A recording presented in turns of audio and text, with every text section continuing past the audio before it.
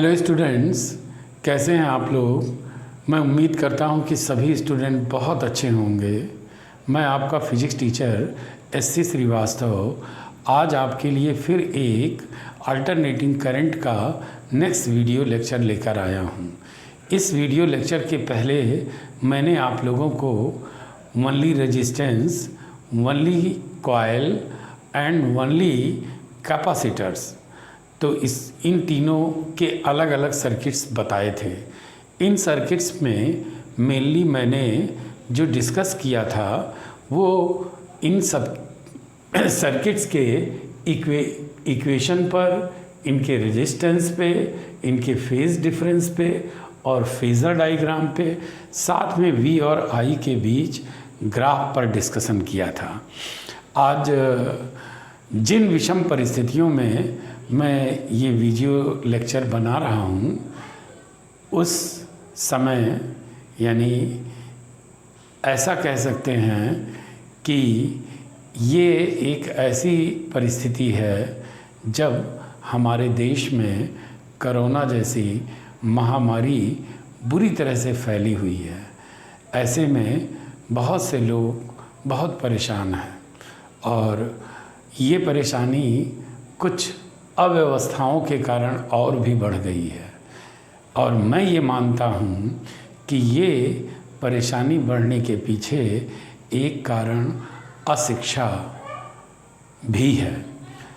इसलिए मुझे ऐसा महसूस हुआ कि हम लोगों की पढ़ाई चलती रहनी चाहिए और इसी नाते मैंने ये वीडियो लेक्चर शूट किया है आपके लिए।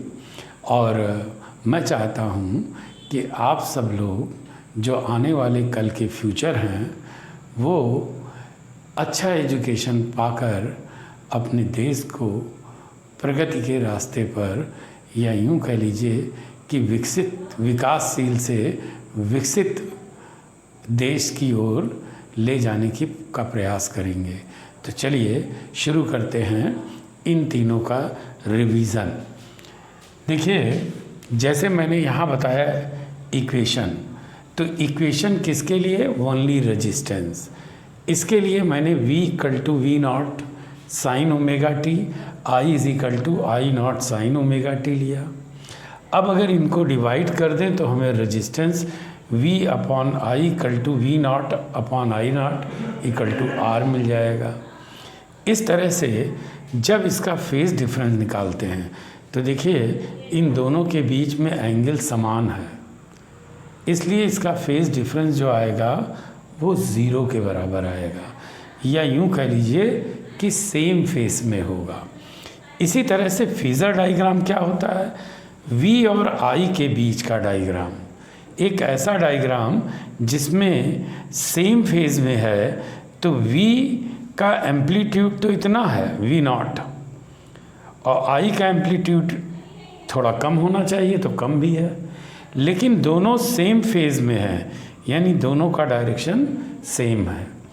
इसी तरह से जब हम V और I के बीच में अल्टरनेटिंग ग्राफ बनाते हैं तो V=V0 साइन ओमेगा टी मिलता है और I=I0 साइन ओमेगा टी। तो आप देखोगे इन दोनों में सेम फेज़ होगा, जहाँ पर V मैक्सिमम है वहाँ पर I मैक्सिमम है, जहाँ V मिनिमम है वहाँ I मिनिमम है। ठीक उसी तरह से अगर हम वनली कॉइल या कैपेसिटर L लेते हैं, इंडक्टर, तो क्या मिलता है? V=V0 sine omega T. और आपने देखा होगा I=I0 sine omega T minus π/2 है। इसका अगर रेजिस्टेंस निकालेंगे तो उस रेजिस्टेंस का नाम होगा इंडक्टिव रिएक्टेंस या प्रेरण प्रतिघात। समझ रहे हैं? और इसकी वैल्यू X=ω/L होती है। ठीक है, और इस ओमेगा को 2πfL ले लेते हैं। ठीक इसी तरह से इन दोनों के बीच जो एंगल का डिफरेंस है उसमें आप देख रहे होंगे π/2 है, लेकिन V जो है आई से π/2 आगे है, लीड कर रहा है। Voltage leads π/2 by current. क्यों? यहाँ इसमें देखिए वैल्यू इतनी कम दी है। समझ गए कि नहीं? अब जरा देखिए इसमें फेजर डायग्राम क्या होगा। V की वैल्यू V0 यहाँ मैक्सिमम है। I देखिए इस V से पीछे है, यानी नीचे की ओर है, कम है। तो ये देखिए नीचे I बनाया मैंने और इसका एम्पलीट्यूड मैंने कम रखा, तो ये कहलाता है फेजर डायग्राम। और देखिए इनके बीच का एंगल भी V0 I0 के बीच का 90 डिग्री है। अब जब ग्राफ और V और I के बीच में लेंगे तो आप देखोगे V तो 0 से शुरू है, यहाँ देखिए यहाँ पर, और I जो है 90 डिग्री पीछे है। तो मैंने यहाँ ये O पॉइंट से नीचे की ओर लिया है, नीचे की ओर से ये देखिए ऊपर जा रहा है। बस आप देखोगे कि एम्पलीट्यूड इसका कम है, लेकिन जहाँ पर V मैक्सिमम है वहाँ I मिनिमम है, जहाँ पर V मिनिमम है वहाँ I मैक्सिमम है। तो इस तरह से इन दोनों के बीच 90 का कालांतर आता है। ठीक है। अब जरा देखिए जब हम लोग कैपेसिटर लेते हैं तो क्या होता है। कैपेसिटर में V = V0 sin ω t मिलता है, और इसी तरह से जब I निकालते हैं तो I = I0 sin ω t plus π/2, यानी अब की बार I आगे है। हाँ, अब की बार I आगे है, कितना? 90 डिग्री। किससे? V से। ठीक है ना। आप ये देखोगे कि V पीछे हो गया, I आगे हो गया। तो देखिए कैपेसिटिव रिएक्टेंस तो आपका Xc = 1/ωc होगा। ओमेगा की वैल्यू 2πf होता है, तो 2πfc हो जाएगा। हैं, डेल्टा फाई π/2 ही होगा, डिफरेंस तो इसका π/2 होगा, लेकिन इस बार V आगे होगा और V पीछे होगा और I आगे होगा, या V I से 90 डिग्री पीछे होगा। तो वोल्टेज लैग्स π/2 बाई करेंट। इसका मतलब करंट आगे है।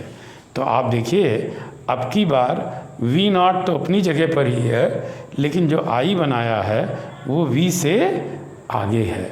तो इस तरह से ये फेज़र डायग्राम आपको मिलेगा।